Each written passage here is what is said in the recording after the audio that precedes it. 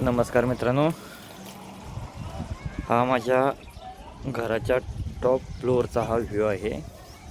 आणि आज सकाळी थोडंसं पाण्याच्या टाक्या साफ कराव्यात यासाठी टेरेसवर आलो होतो. आणि टेरेसवर आल्यानंतर मला एक गोष्ट दिसली. ती गोष्ट म्हणजे ज्याला स्वतःचं अस्तित्व सिद्ध करायचं असतं ते कुठंही आपलं अस्तित्व स्थापन करतं.